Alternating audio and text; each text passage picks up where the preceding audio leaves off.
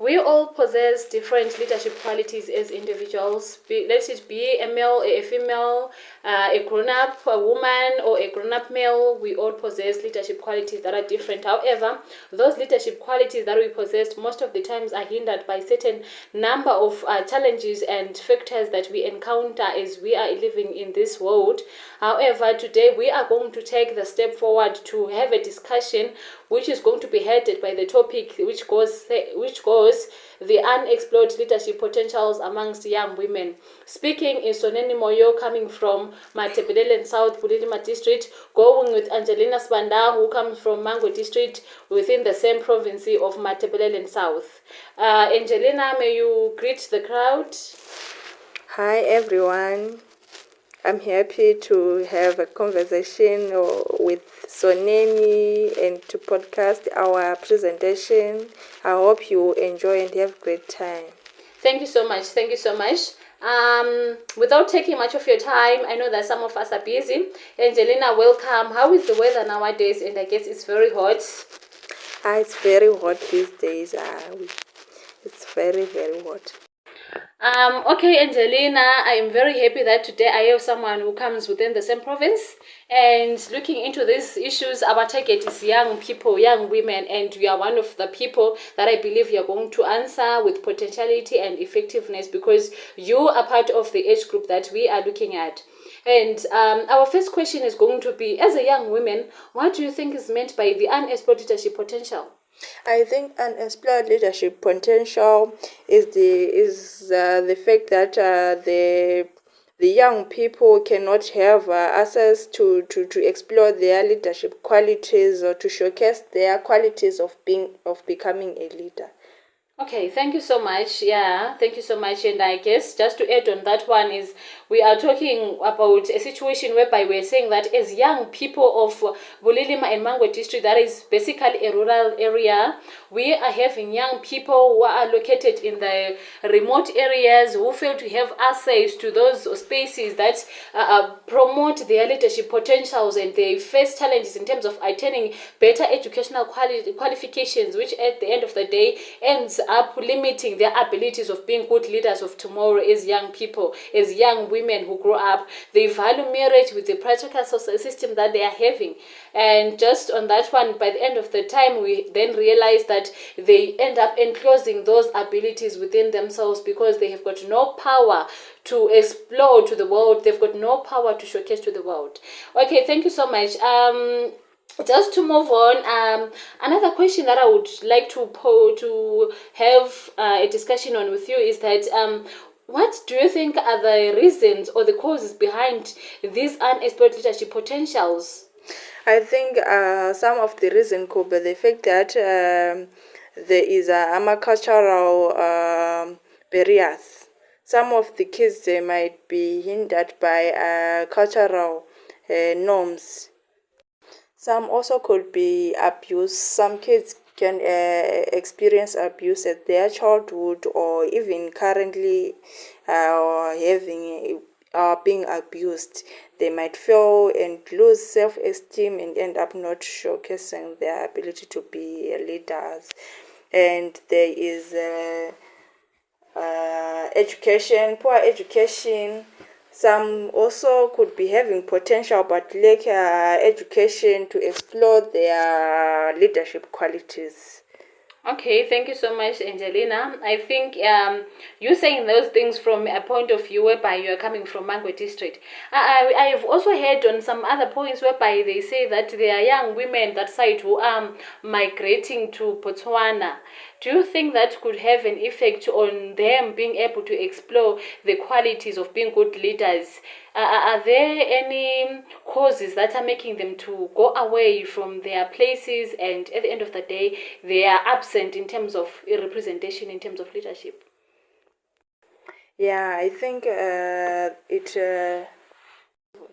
it's led them not to be able to explore their leadership qualities because there could be pulling and pushing factors that cause them to migrate to other countries, and there is no opportunity to be a leader in a foreign country because they'll be working for the citizens of the receiving country, and it's become difficult to be a leader when you are a migrant and you are not having enough qualifications.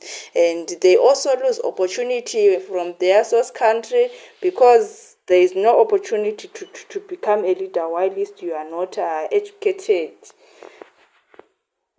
Okay, thank you so much. Thank you so much, Angelina.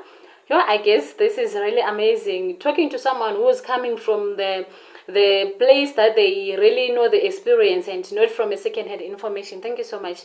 I would like to know that despite us knowing that these people are faced with a number of challenges in terms of exploring their leadership qualities, what are the negative impacts that come with the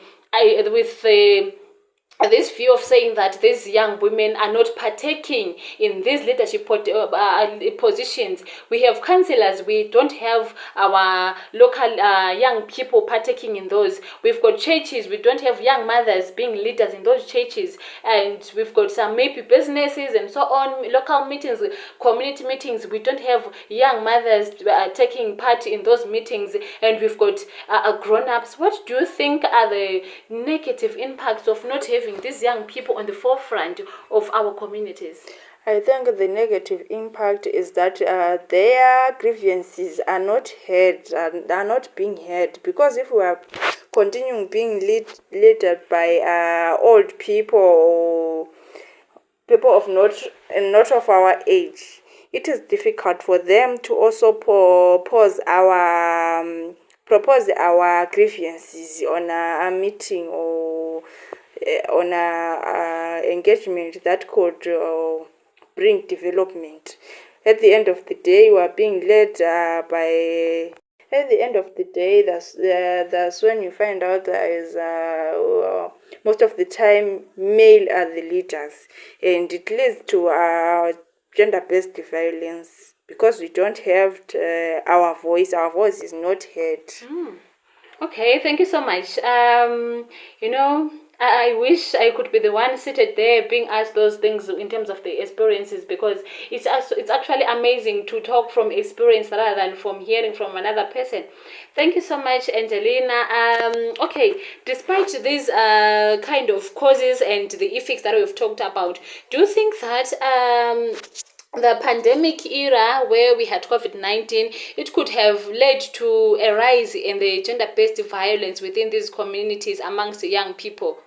Yes, because most during that time, male were spending time on their household, and it really led to misunderstandings and rise of conflicts, crimes in households.